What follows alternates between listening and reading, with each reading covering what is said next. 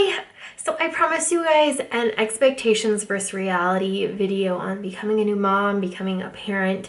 I filmed this 3 times now and had issues each time, so I'm hoping that this actually is not bad and I don't ramble on, because that was the problem with the other ones, was I was like going on a tangent or talking about crap like I am right now, and there's like no end in sight. So let's get going. First thing that I really wanted to stress was before you have your baby, when you're pregnant, you have a lot of, at least I did, I had a lot of people that were telling me, better sleep now. When the baby comes, you won't get any sleep, or better do this now because you won't have any time when the baby's here, or better snuggle with your significant other now because you won't even want to talk to each other.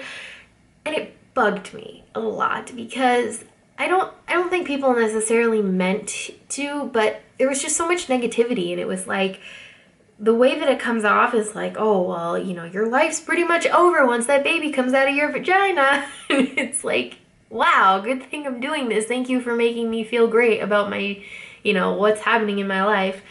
And I hated it. And I think that the reality aspect, yes, the first few weeks you won't get a lot of sleep. There's a lot of new things happening, and you're making sure that your child is breathing and alive, and it's a big life change. But it's not bad. It's not negative, and I don't think people necessarily meant to be negative, but a lot of it comes off as just very pessimistic about having kids, and very giving like this sense of your life's pretty much over. You better have fun now, and don't just smile and nod or laugh at those people. Don't take that too much to heart, because I don't think that it's true. I don't think that your life needs to be over. I don't think that you need to become nothing but a caregiver to your child.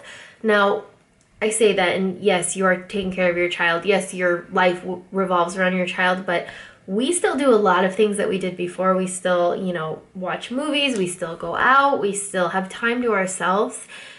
And it's really what you make of it, So you can do a lot of things still. I mean, we are in a position where we have both of our parents around to watch Violet if we need to, or to have sleepovers, or just we have like help, I guess. But if you go in so negatively, it's going to affect everything. So I guess the reality of it was that it wasn't as daunting and terrible as people kind of made me feel like it was going to be. Number 2 was breastfeeding. So breastfeeding was a real challenge. Before Violet was born, I feel like I should just say BV.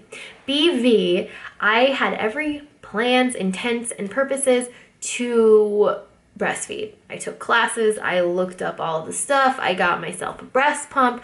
I was set. I had no thought in my mind about formula. I never even looked up different formulas. I never even nothing. It wasn't going to happen. There was no reason, right? We were going to breastfeed.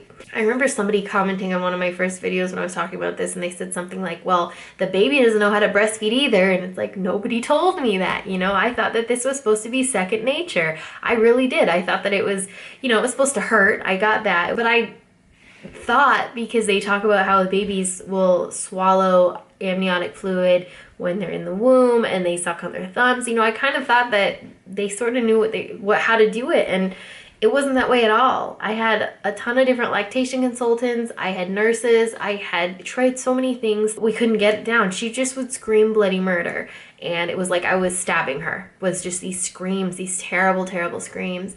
And I'm a new mom, so of course I'm thinking, kind of freaking out, like I'm doing something wrong, or my boobs are broken, or something's not working. I started to use a breast pump and pump my milk, and it was hard. I had a really hard time with it.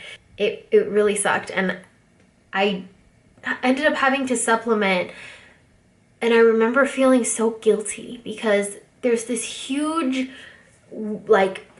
campaigning, all of these things for breastfeeding, and there are definitely people who make you feel guilty if you choose not to, or if you can't. But more than that, I felt like a failure. I felt like, because we couldn't get the hang of it, and because everything is pro breastfeeding, that something was wrong with me, or that I was a failure as a mom, and that I wasn't doing my job correctly, and that it was all my fault. And this was really hard for me. I purposely, I remember in vlogs, I wouldn't show like the formula. I wouldn't show anything because I, felt so guilty about it. I felt like I was going to get yelled at. I felt like people were going to tell me I was a bad mom and tell me I wasn't doing it right because we ended up having to do that.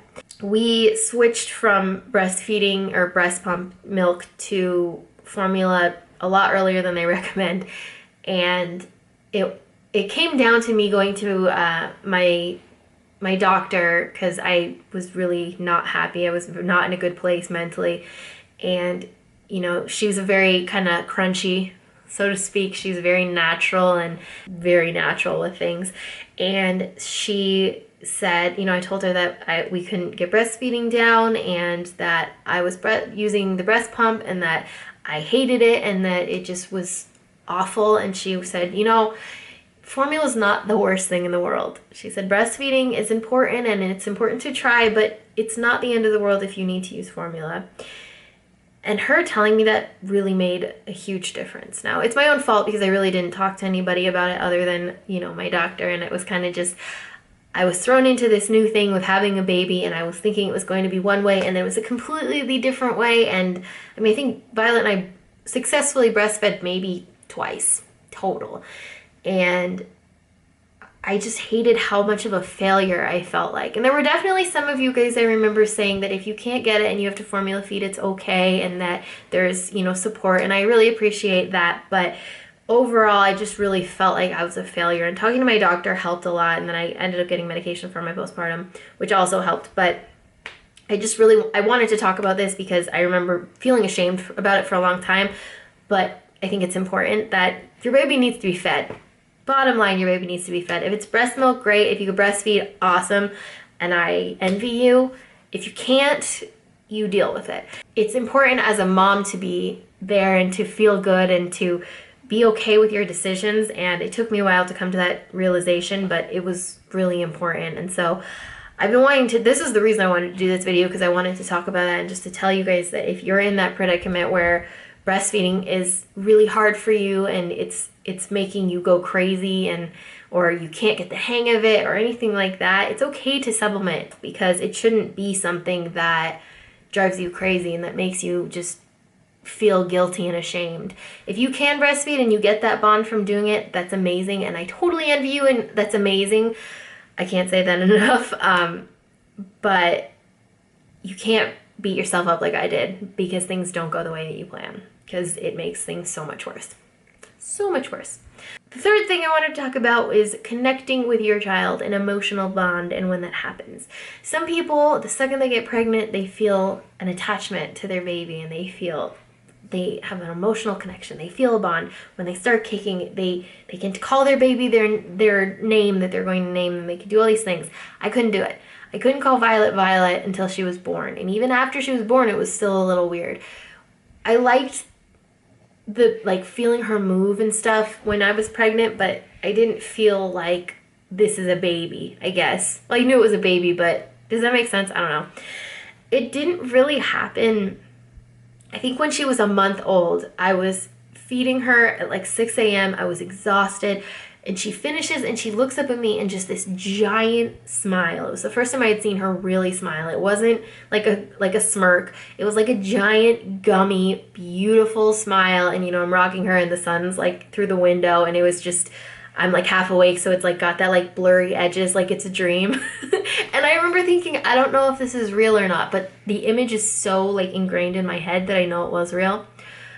That was the moment that I first had a real emotional connection with her, and it was after she was a month old. So I feel like some people they have their baby and they immediately feel this, the clouds open and the light shines and everything is changed and it's like Renesmee where Jacob imprints on her and the world is different. I didn't really feel that. I was obviously excited when she was born. I immediately loved this child, but it wasn't that emotional bond that I feel today with her. It can come later. It can definitely come later. I assumed it would come right when she was born and that it would be the clouds opening kind of thing. It wasn't. So it's okay if it comes a little bit later on. It's okay if you don't get that feeling right away. I mean, now she's 3 days away from being 7 months old, and the developments that she has now, it's amazing. She's so aware of everything, and she's so smart, and the things that she's learned in such a short period of time blows my mind.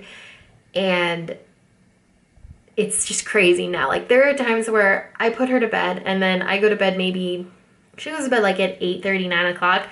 I go to bed like noon, like midnight at the latest. And there are times I'll be laying there and I'm like, I'm excited for tomorrow. I'm excited to play. I'm excited to see her. And I'll like be looking at pictures of her on my phone. She's like half of a second away. I could go see her, you know what I mean? Like, I end up missing her after 3 hours. And it's crazy to me because the bond is so strong now. So it might not be an immediate thing, but it will come. The last thing is the difficulty of being a parent to a newborn. So I remember my friend telling me, she has a couple of kids, she's pregnant now, but I remember before I had Violet, she had told me that she really didn't like the newborn stage, that it sucked, it was hard, and that the reason that she kept having kids was because 6 to 12 months is so fun and so amazing that it's worth everything. And she said even at 3 months, they start becoming aware of things and it gets better. And that's really important because it is difficult in the beginning. It's hard. I mean, even Violet, Paul described Violet to somebody recently as like a tutorial mode on a video game because she's a really easy baby. My mom, Paul's mom, everyone always tells us like they can't believe how good she is and how happy she is. She doesn't get very fussy unless she's tired or unless she is hungry, but it's not full-blown crying for no reason unless it's a Wonder Week, which Wonder Week is when they go through like mental developments that like they suddenly are able to do things and they can't handle it and their brain explodes and they have a really hard time with it. That's the only time really that she's ever been slightly difficult or cries for not food or tired or stuff like that. Even with that, the first month is tough. You suddenly have this new being that you are fully responsible for. You are responsible for them to be fed, to be changed, to be bathed, to be like alive. It's your responsibility, and it's hard because you don't get a lot of sleep, especially if you breastfeed. You are awake like every 2 hours, and everyone says sleep when the baby sleeps. You won't, because you'll be looking at them, making sure they're breathing, because something I learned is that newborns do this two things. They go out of nowhere, and it's scary as hell, and they do this thing where they stop breathing for 5 to 10 seconds and then suddenly take a whole bunch of little breaths. So they'll just be breathing and then nothing and then and it's scary as hell. So there would be times where I would just look over at her in her cradle and make sure I could see like her stomach just going up and down just a little bit, because it's scary. So there are a lot of things in that first month that just totally flip your world upside down. That is not a lie, but it's not the end of the world. It's a short period in the span, like the long-term look of things. It's a very small period of time. It feels like a long time, but then it gets so much more awesome. Like I said before, now she talks all of the time, just babbles. She can pick up her pacifier in like one fell swoop, just put it in her mouth. She can sit up by herself. She can roll around. She is so smart. And just seeing, thinking about a couple months ago, the things she couldn't do that now she can, and how quickly her and babies in general just learn stuff is fascinating. It's so cool. And so it does get better. And I can tell you that first month felt like it took a year to go by. And this last month, from 6 months to 7 months, felt like a blink. Like 2 days ago, I said, oh my God, she's almost 7 months. How this last month just went by in half a second. And I hated it. I want it to take longer, especially this time when it's like, she's not mobile yet, but she's like fun. And like, I don't have to worry about her getting crap. I don't know. But it's cool. So it gets a lot cooler. The last thing is, you can read every single baby book, parenting book, talk to everyone on the planet who has had a baby long ago or last week, and it will never compare to actually experiencing it. You could research and prepare all you want, which is great, and I recommend doing it, But until you actually have the baby and go through the process yourself, you can't 100% know what to expect and what is going to happen, because your baby is 100% unique. Your baby has never existed before, and your baby does not have a book written about them.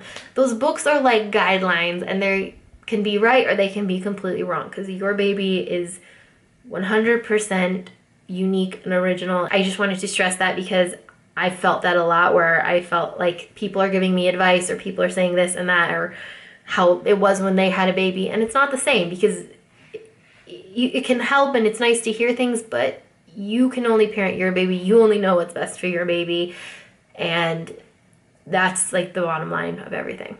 Okay, I am done with this video. I hope that it was helpful. I will definitely do more of these real talk about stuff and things if you guys like, and I will see you tomorrow for vlogs.